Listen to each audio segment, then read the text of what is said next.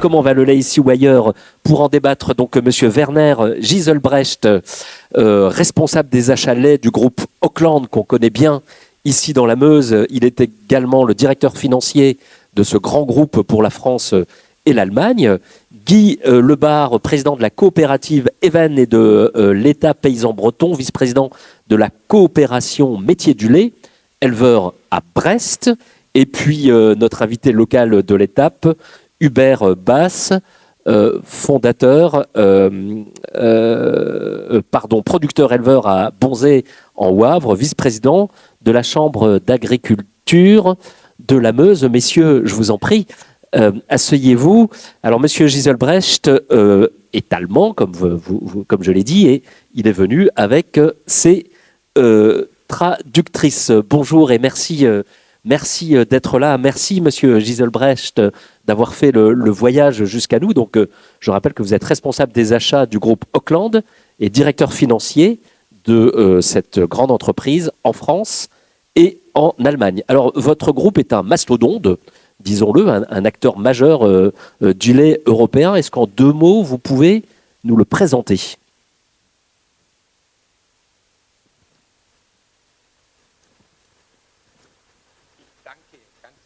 Alors, on va vous donner un micro. Si on pouvait avoir un micro, ce serait très bien. Je vais vous prêter le mien en attendant.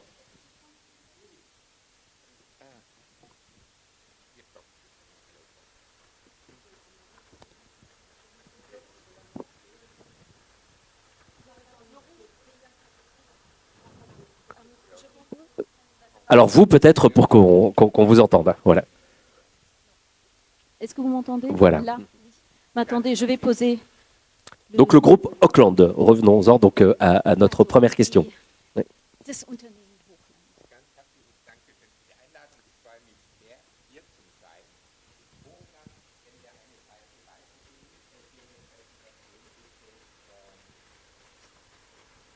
Donc tout d'abord, merci pour votre invitation. Je suis particulièrement heureux d'être présent parmi vous aujourd'hui. Et donc si on peut passer au transparent suivant. Donc transparent numéro 4, page 4. Voilà les chiffres clés.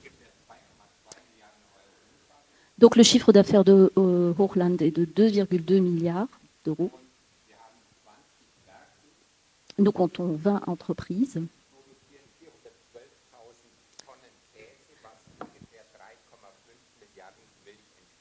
Donc nous produisons 412 000 tonnes de fromage à peu près, ce qui correspond à 3,5 milliards de kilos de lait. Donc il est clair à l'aune de ces chiffres que le lait est notre matière première la plus importante. Donc transparent suivant s'il vous plaît. Ici, vous voyez nos usines en Europe, nos entreprises en Europe. Et nous avons également 4 sites en Amérique et en Australie, mais que je n'affiche pas ici. Alors là, arrêt sur image, effectivement, quand on voit les sites en Europe, on regarde la France parce qu'on aime notre pays et on voit Dieu-sur-Meuse, effectivement. La Meuse, ce département qui nous accueille aujourd'hui, est une implantation importante pour votre groupe. Que fait-on ici dans cette usine de Dieu-sur-Meuse et quels investissements y avez-vous réalisé récemment et dans quel objectif ?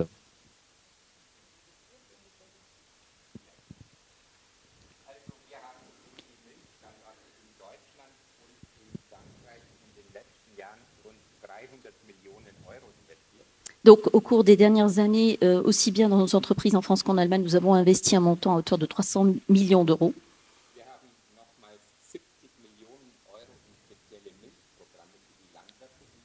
Et nous avons investi 70 millions d'euros pour des programmes destinés aux éleveurs de lait.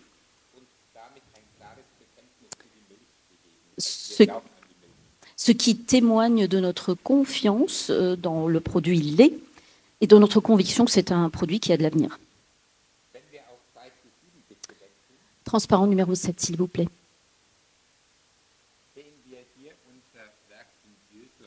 Ici, vous voyez notre site de Dieu-sur-Meuse. Donc ici, nous traitons 180 millions de kilos de lait. Und produzieren ungefähr 20.000 Tonnen Brie und Frischkäse für den deutschen Markt. Et nous y produisons 20 000 tonnes de brie et de fromage frais, essentiellement pour le marché allemand. Alors, quelles sont les sources d'approvisionnement de ce site?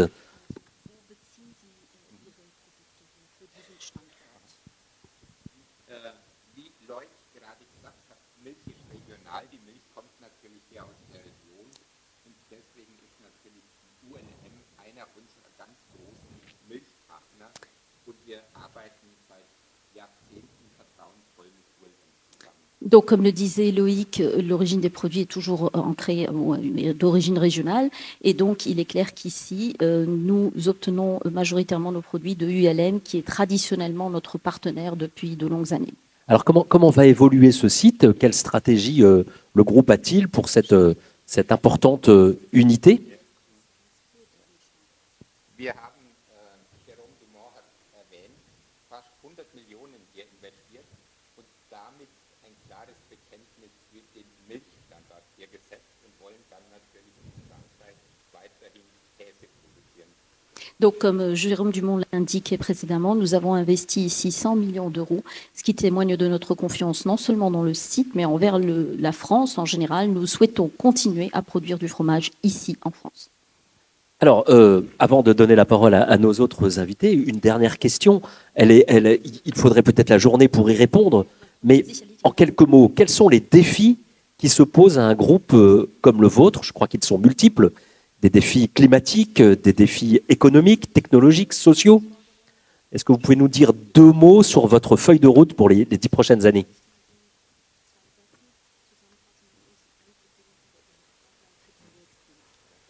Also wir sehen die großen Herausforderungen von der Kundenseite bei dem Thema Klima. Da müssen wir als Milchwirtschaft Antwort geben. Biodiversität und Tierwohl. Donc, pour nous, un défi majeur du côté client, ce sera le changement climatique. Il nous faut trouver des réponses à la diversité biologique, mais aussi répondre aux questions liées au bien-être animal. Et sur la technologie, sur les investissements, et sur les modes de consommation? Ja, in Deutschland sehen wir einen also einen Einfluss von der hohen Inflation. Der Verbrauch stagniert in Deutschland, ist rückläufig bei Milchprodukten. Donc, vielleicht mal. En Allemagne, ce que nous constatons déjà, c'est un fort impact de l'inflation sur la consommation des produits laitiers. La consommation de ces produits stagne, voire diminue. Transparent 12, s'il vous plaît. Hier sieht man eben, in Deutschland geht Milchkonsum zurück, aber Deutschland hat auch eine sehr hohe Inflation im Verhältnis zu Frankreich. Donc, In Deutschland gibt der Verbraucher wenig Geld für Lebensmittel aus. en Allemagne, ce qu'on constate ici, c'est qu'il y a un net recul de la consommation des produits laitiers, mais il faut garder présent à l'esprit que l'inflation est beaucoup plus forte en France et qu'elle impacte donc cette consommation. Ensuite, il ne faut pas omettre de dire que le consommateur allemand est celui qui dépense en règle générale le moins d'argent ou qui paye pour se nourrir ou qui paye le moins cher pour ses produits en général. Merci, Monsieur Giselbrecht. Vous aurez la parole encore tout à l'heure, bien sûr. Je voulais me tourner vers nos 2 autres invités, Hubert Bass et Guy Lebar. Donc là, nous avions un industriel et 2 producteurs maintenant à nos côtés. On voit bien que un emploi dans la production, dans une exploitation, induit beaucoup plus d'activités et d'emplois en aval. Qu'est-ce que vous inspire d'abord, messieurs, ce petit tour? Oui. Oui, un emploi dans une exploitation induit beaucoup plus d'activité que cet emploi lui-même. Qu'est-ce que vous inspire d'abord ce petit tour d'horizon trop rapide de M. Giselbrecht du groupe Auckland? Alors Monsieur Bass peut-être, donc vice-président de la Chambre d'agriculture de la Meuse et éleveur à Bonzé-en-Wavre. Une petite réaction oui. D'abord. Bonjour à tous. Une réaction quand on voit un groupe européen présent à l'international comme ça qui investit sur notre territoire, c'est plutôt rassurant en tant que jeune, en tant que producteur de lait. C'est plutôt rassurant d'avoir un acteur comme ça qui réinvestit et c'est plutôt rassurant pour l'avenir dans notre département. Oui, qui investit dans le monde, en Europe et chez nous ici, dans le Grand Est. Monsieur Guy Lebard, merci d'avoir fait le déplacement. Vous venez d'où? Alors d'abord, présentez-nous votre coopérative et puis cette coopération métier du lait dont vous êtes le vice-président. D'abord, je suis très heureux d'être parmi vous. C'est vrai que je suis passé du Far West au Far Est pratiquement. Mais c'est agréable, ça change. Voilà. Donc je suis très content d'être parmi vous par rapport à cette journée qui me semble être une journée importante et je vous remercie d'avoir organisé cette journée de réflexion globale. Alors, ce que m'inspire le directeur d'Orkland, j'ai l'impression qu'on est dans les mêmes problématiques. Hein. L'industrie laitière est une industrie lourde. Il faut investir en permanence dans nos outils. C'est quoi? C'est l'ordre de 5-6% du chiffre d'affaires annuel qu'on investit dans les outils industriels. Ce qui a été évoqué aussi par rapport aux transitions écologiques, les aspects bien-être animal, les aspects carbone, nos clients nous le demandent. Et les gens les plus importants dans une coopérative, ce n'est ni le président, ni le directeur, c'est le consommateur, il faut être clair. Donc c'est quand même lui le patron. Et donc on se doit d'avancer dans ces domaines-là. Et ça tombe bien puisque quand on parle de transition écologique, on parle notamment de carbone. Et le carbone, c'est d'en consommer moins pour produire du lait. C'est aussi augmenter l'efficacité énergétique. Donc, comme l'énergie, on sait que ça coûte cher à tout le monde. C'est toujours intéressant à le faire. Donc, même problématique. Je pourrais rajouter un autre élément, mais je pense qu'on en parlera toute la journée. C'est un défi majeur, et je crois que c'est le thème d'aujourd'hui aussi. C'est le renouvellement des générations. C'est la problématique ressources humaines d'une façon générale, que ce soit dans la partie amont ou la partie aval. Voilà. Alors justement, vous me disiez, lorsque nous avons échangé pour préparer ce débat, que finalement nous avions les mêmes problèmes à l'Est que dans l'Ouest. Et cette problématique majeure, c'est la baisse du nombre de producteurs que ne parvient plus ou ne parviendra bientôt plus à compenser l'augmentation des volumes de production. Est-ce que c'est ça le défi numéro 1 pour votre activité, votre secteur? En préparant un peu la journée d'aujourd'hui, avec l'aide des gens de la Maison du lait aussi, et puis ma propre expérience, on voit bien que jusqu'à 2020, la baisse du nombre de points de collecte a été compensée en partie par une augmentation du lait dans les points de collecte. C'est à peu près ça, je crois, en 2020-2021. Aujourd'hui, on observe que la problématique est différente, c'est-à-dire qu'on a, après la sortie des quotas laitiers, on a saturé les points de collecte. Et aujourd'hui, on retrouve en fait les problèmes de ressources humaines à tout niveau. C'est-à-dire, en gros, les gens veulent souffler un peu. Et quelque part, comme leur exploitation est saturée, ils se posent des questions pour un certain nombre. D'autres il y a certains investissent de façon importante. On voit de beaux projets de croissance. Mais aussi, on a un certain nombre de producteurs qui se disent c'est bon, je suis arrivé à mon niveau, j'ai pas envie de mettre un cap de plus, quoi. Donc, il y a un peu toutes les problématiques qu'on peut retrouver. Les mêmes problèmes dans l'Ouest que dans l'Est, Monsieur Basse, vous qui êtes Meusien, Lorrain, effectivement, c'est la problématique majeure, le nombre de départs et la problématique des reprises des exploitations. Est-ce que vous avez quelques chiffres? On en aura de plus précis tout à l'heure, mais est-ce que vous pouvez nous dire un mot là-dessus? Est-ce que c'est ça qui vous taraude au quotidien? J'ai justement quelques chiffres là pour montrer et situer la production laitière aujourd'hui. Qu'est-ce que la production laitière dans l'agriculture en général? En chambre d'agriculture, on accompagne l'ensemble des agriculteurs. Et donc, on a aujourd'hui 1900 exploitations professionnelles en Meuse. 1900 exploitations professionnelles en Meuse. Ça représente 2700 agriculteurs. Sur ces 1900 exploitations, la caractéristique principale de notre département, c'est que la spécialisation des exploitations, c'est 950, soit la moitié des exploitations en polyculture élevage. On a un territoire de polyculture élevage, de zone intermédiaire, et on a souvent ces deux productions présentes dans la majorité des fermes, alors que ce soit élevage laitier, allaitant ou autre, mais principalement laitier. Donc on est moitié. Ensuite, l'autre moitié se partage dans les grandes cultures. Aujourd'hui, il y a environ 470 exploitations spécialisées en grandes cultures, 332 spécialisées en élevage bovin, et les 200 qui restent sont répartis dans les petites cultures, les cultures spécialisées et les autres élevages. Mais c'est vraiment la caractéristique de notre département. Et c'est l'enjeu demain de savoir continuer à maintenir cette polyculture élevage, parce que sur les recensements de 2010 à 2020, on voit vraiment une nette orientation et une augmentation des exploitations céréalières spécialisées et contre une diminution de la polyculture élevage. Le lait, c'est toujours la deuxième production de notre département. On a 24% de production laitière pour 31% en valeur en céréales. Donc ça reste quand même notre deuxième production. Et au niveau des services de la Chambre d'agriculture, on suit les effectifs bovins. Et ça rejoint un peu les propos de M. Lebras. Aujourd'hui, le nombre de vaches laitières en Meuse est d'environ 38 000 vaches. Elles étaient de 43 000 en 2019. On voit vraiment depuis 2019 une accélération de la baisse du nombre de bovins, et donc forcément du potentiel laitier. Et on est sur une baisse de 11% entre 2019 et 2023.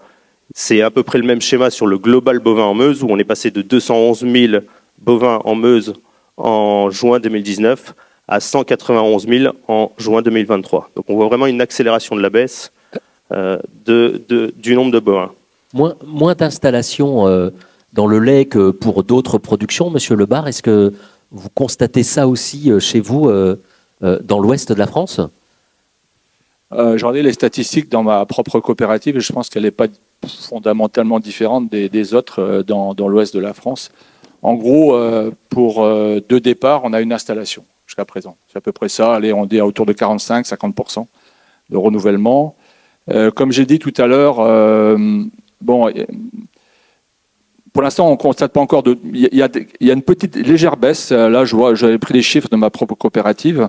On est cette année là, on va être quasiment à l'étal. Donc pas de baisse de production, même s'il y a eu des baisses qui dépendent évidemment de la production fourragère. On a été béni par la météo cette année, avec une météo très favorable en comparaison de l'année dernière. Où je ne vais pas parler de sécheresse en étant breton parce que je vais me faire. On va dire que je crie avant d'avoir mal, donc c'est pas la peine. On va arrêter là.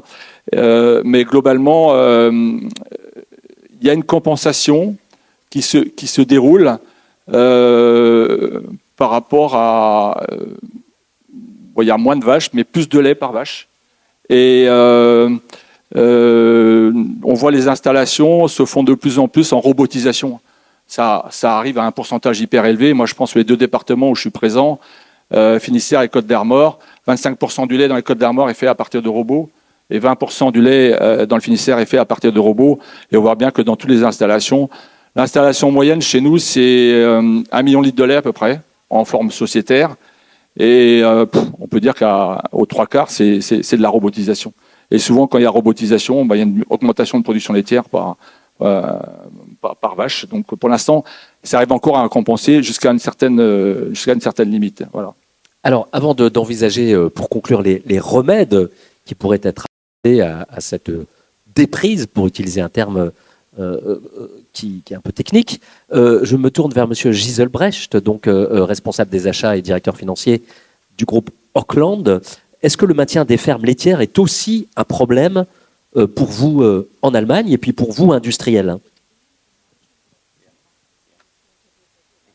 Bitte Folie 9. Transparent numéro 9, s'il vous plaît. Ja, wir haben auch in Deutschland einen starken Rückgang der Milchviehhalter. Donc en Allemagne aussi, nous connaissons un recul important des éleveurs de lait, du nombre d'éleveurs de lait. Und wir haben auch in Deutschland einen starken Rückgang der Milchkühe. Et un recul important également au niveau du bétail ou des vaches laitières. In Süddeutschland gibt es noch ein Problem mit der ganzjährigen Anbindehaltung, also spezielle Haltungsform, dass die Kühe noch angekettet sind. Donc dans le sud de l'Allemagne, nous avons la problématique de l'élevage entravé. Und somit Alors, c'est quoi la problématique de l'élevage entravé? Also, was Peut-être ist das genau? un petit mot d'explication.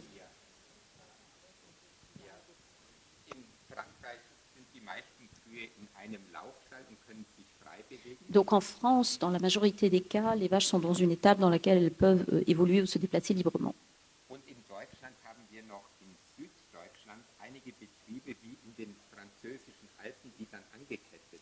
Et en Allemagne, tout particulièrement en Allemagne du Sud, nous avons encore des exploitations où les vaches sont attachées, comme on le connaissait dans le passé en France. Und der Verbraucher möchte diese Milch nicht mehr haben, weil nicht tierwohlgerecht. Et le consommateur boude ceux-là ne souhaitent plus avoir du lait produit sous cette forme. Ils souhaitent vraiment que le bien-être animal soit mis en avant, qu'il n'y ait plus cette agriculture ou forme entravée, en fait, enchaînée. Diese Milch wird vom deutschen Milchmarkt verschwinden und nicht von anderen Landwirten kompensiert werden. Et ce lait produit de cette façon va peu à peu disparaître du marché, mais ne va pas être compensé par d'autres producteurs. Sodass wir davon ausgehen, dass in Deutschland das Milchaufkommen sinkt. Also wir werden in Deutschland den Milchpeak erreicht haben und wir werden in Deutschland, auch in Holland, die nächsten Jahre weniger Milch sehen wegen Umweltauflagen und Tierwohl. Et donc, on part vraiment du principe et on est certain d'avoir un recul de la quantité de lait disponible sur le marché allemand. On peut dire qu'on a déjà atteint le pic en Allemagne. Et d'ailleurs, ça vaut pour la quantité de lait en Allemagne, mais également en Hollande. Donc, on va avoir un recul en raison des règlements aux contraintes environnementales et notamment les améliorations en matière de protection animale. Alors, est-ce que pour vous, industriels, ce problème est le problème numéro 1 et comment vous allez faire si le phénomène devait continuer? Also ohne Milchlandwirte kann es keine Milchindustrie geben. Sans éleveurs de lait, il n'y a pas d'industrie de lait, il n'y a pas d'entreprise de lait. Aber ohne Milchindustrie auch keine Milchlandwirte. Wir sitzen also in einem gemeinsamen Boot. Mais l'inverse est vrai aussi. Sans entreprise laitière, il n'y a pas d'éleveurs de lait. Donc on est tous dans la même situation, dans le même bateau. Wir als Milchindustrie müssen Verbraucherwünsche erfüllen. Et nous, en tant que producteurs de lait, entreprises laitières, nous devons répondre aux besoins et attentes du consommateur. Und wenn wir Verbraucherwünsche erfüllen, können wir einen Mehrwert generieren und damit auch höheres Milchgeld an die Landwirte auszahlen. Et si nous répondons à ces attentes du consommateur, on est en mesure de dégager une plus-value, de meilleurs prix et de compenser justement certains aspects pour les éleveurs de lait.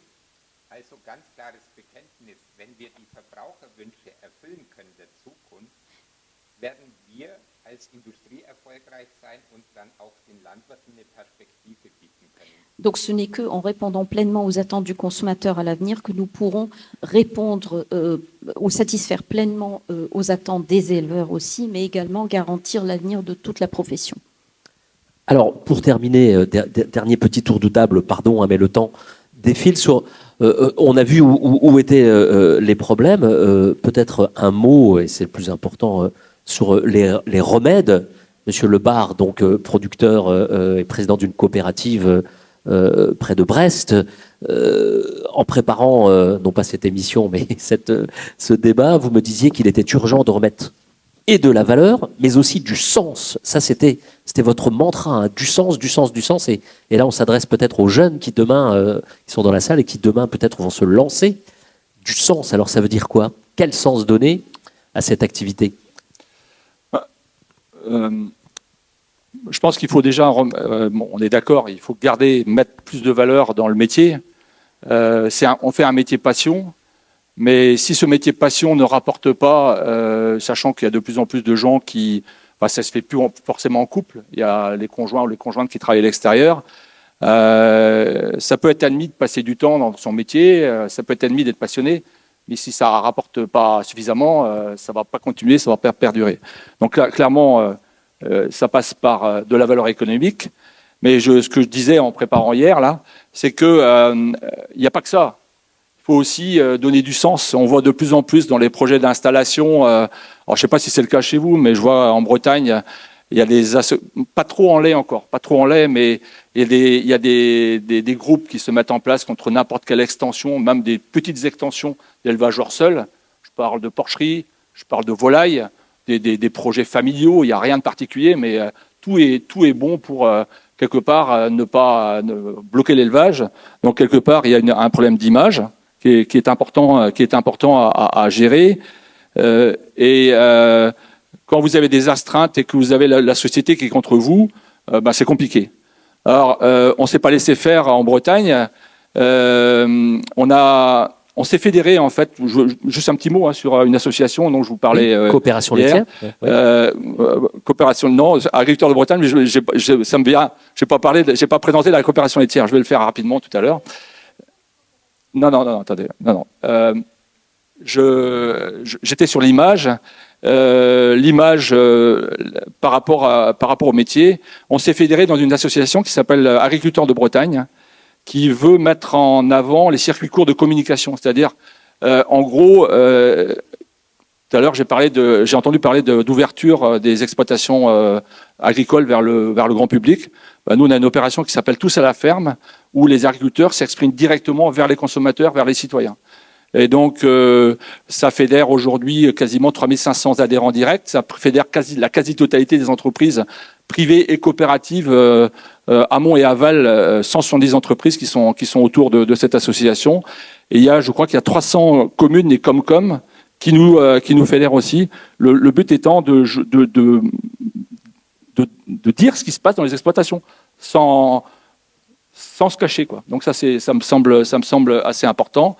Après, les remèdes pour l'installation, quelque part, je pense que c'est donner du sens, c'est déjà bien accueillir nos... C'est quoi donner du sens Donner du sens, c'est leur dire que quand vous êtes adhérent dans une coopérative, vous n'êtes pas seulement producteur de lait, vous maîtrisez toute une filière, que vous êtes producteur de produits transformés, dans certains cas. Pour ce qui me concerne, je vais rapidement présenter l'AITA ou Even. C'est du beurre paysan breton, c'est de l'emmental, c'est du brie, c'est des produits d'ultra frais, et c'est des produits de nutrition clinique. Donc quelque part, c'est de montrer à nos adhérents que non, ils sont pas que producteurs de lait, ils sont producteurs de beurre, de fromage, de crêpes. J'ai oublié les crêpes, c'est important en Bretagne. Et donc tous ces éléments-là, c'est de dire que de bien les accueillir, de bien leur faire comprendre où ils sont, dans quelle structure ils sont. Il n'y a pas que le boulot. On essaye aussi de mettre les pieds plats dans les grands en accueillant de façon conviviale les adhérents et leurs conjoints pour qu'ils se retrouvent dans un cadre.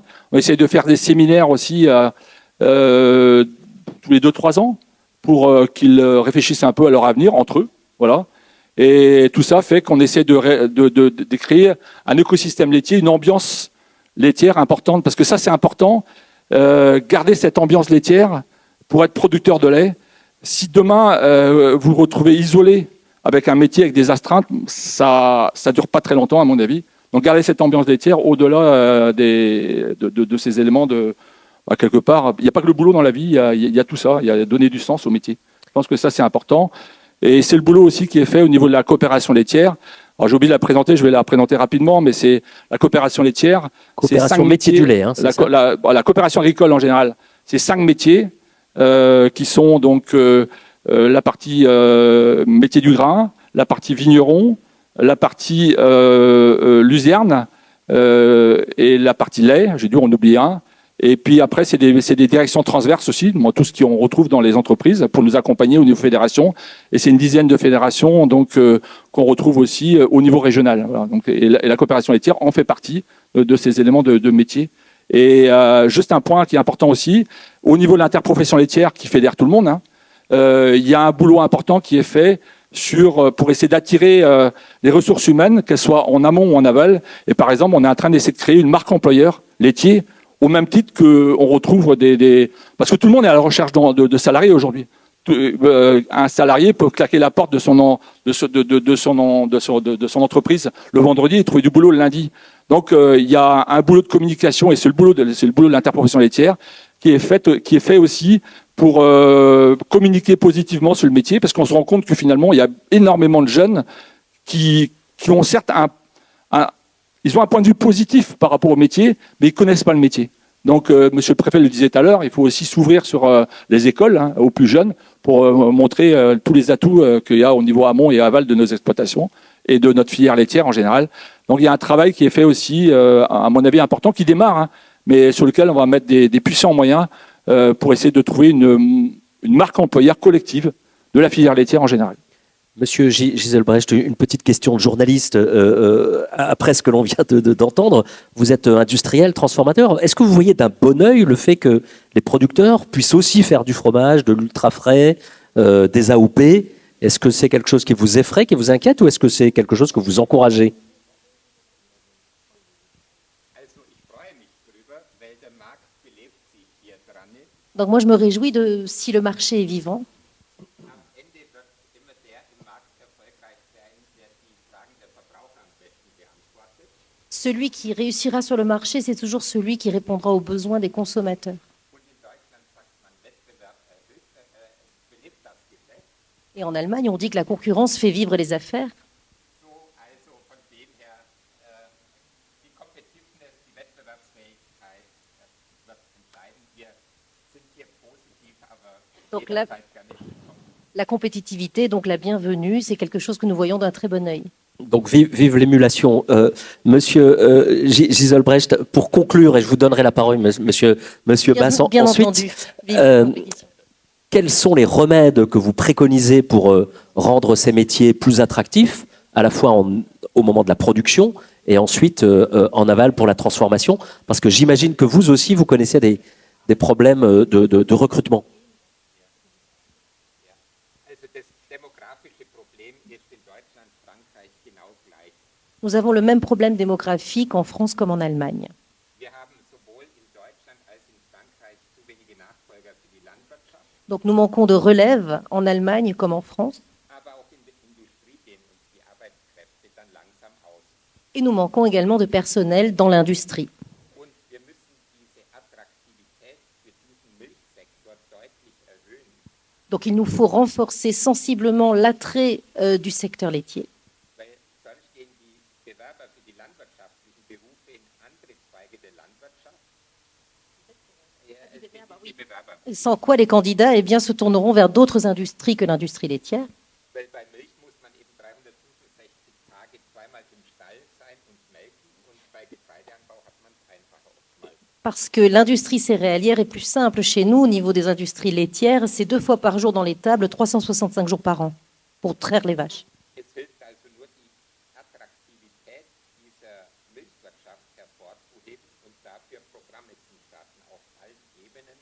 Et c'est pour ça qu'il faut renforcer l'attrait pour l'industrie laitière et donc mettre en place des programmes.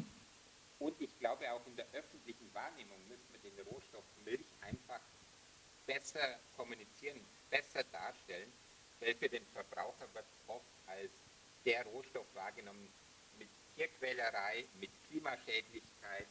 Da müssen wir dran arbeiten. Et il faut rehausser ou redorer l'image du lait auprès des consommateurs parce que souvent le lait est associé au mal-être animal, à la maltraitance, à des problèmes d'ordre écologique et climatique. Donc il faut vraiment faire un travail auprès de la population pour redorer l'image du lait, du produit lait. Also Öffentlichkeitsarbeit ganz wichtig und wir zeigen eben dann auch viel mehr bitte als Landwirte und als Industrie, dass wir stolz auf den Rohstoff Milch sind. Ich zeige es dann am Hofschild. Et il faut que nous, les industriels comme les éleveurs, montrent leur fierté à travailler dans cette industrie. C'est très important, comme l'en témoigne l'image que je vais vous présenter de ce pas. Petite page de publicité. Also, es ist hier unsere Leidenschaft, es ist hier unsere gute Milch. Lass es uns dafür bitte Werbung machen. Donc il faut faire de la publicité pour notre passion et notre bon lait. C'est autour de cela que notre message publicitaire doit s'articuler. Merci, Monsieur Bass. Pour conclure, car le temps tourne, vous êtes d'accord avec ce que dit Monsieur Giselbrecht, Monsieur Lebar, la bataille, c'est la bataille de l'image, la bataille de la marque employeur, pour utiliser une expression un peu RH, les ressources humaines, l'attractivité. C'est ça l'enjeu pour vous, vice-président donc de la Chambre d'agriculture de la Meuse? L'agriculture en général est considérée comme un métier en tension aujourd'hui. On a besoin de renouveler dans toutes les filières, encore plus dans la filière laitière. Le préfet tout à l'heure nous a annoncé, nous a fait part des annonces du ministre. On attend beaucoup et normalement il devrait y avoir des choses pour pouvoir intervenir dès la 5e, aller présenter nos métiers. Et c'est là qu'on a besoin de la filière et que la filière laitière aille parler aux jeunes, parce que l'agriculture est un métier en tension, la filière laitière en Meuse est une filière parmi l'ensemble des filières agricoles en tension. On a une chance d'avoir une industrie laitière forte dans notre département. Il faut qu'on y aille tous ensemble. Je pense que c'est l'initiative d'aujourd'hui, c'est le point de départ de cette initiative et il faut vraiment qu'on y aille tous ensemble. il y a deux grands points dans l'attractivité des métiers. Pour nous, en chambre, il y a à la fois la promotion des métiers et l'orientation. Il faut être présent, c'est deux métiers différents. Il faut être présent pour de la promotion du métier, mais aussi au moment de l'orientation pour réussir à amener les jeunes dans nos métiers. Après, sur l'installation et sur la transmission, on a aussi beaucoup de choses à faire, sur la transmission notamment, parce que l'enjeu, c'est vraiment le départ de nombreux associés. Je pense que la présidente Ludivine donnera des chiffres et des résultats de l'enquête auxquels j'ai pu participer en tant que producteur. Il faut qu'on s'organise et qu'on mette des choses en place pour accompagner ces transmissions. Une transmission vers une installation, c'est pas quelque chose qui se construit comme ça du jour au lendemain. Aujourd'hui, en chambre d'agriculture, on accompagne au sein de la structure avec le PIT, point info transmission. On a des parcours à la transmission qu'on peut proposer, mais ça demande beaucoup de temps. Et aujourd'hui, les cédants arrivent souvent trop tard dans ces points info et c'est compliqué de réussir à faire matcher un jeune qui serait motivé par la production laitière et un cédant quand le temps nous est compté. Et il faut vraiment qu'on travaille tous ensemble sur ces sujets d'installation-transmission pour réussir à conserver un nombre d'exploitants importants, d'exploitants laitiers importants pour notre département. Merci. Alors, l'ULM a interrogé les étudiants et on va voir dans un instant ce qu'ils disent de ce secteur, de vos métiers. Merci beaucoup, messieurs, même monsieur Lebard, d'avoir fait le déplacement. Merci beaucoup, monsieur Giselbrecht, d'avoir été avec nous. Merci, monsieur Bass. Merci pour ce débat passionnant. Merci infiniment.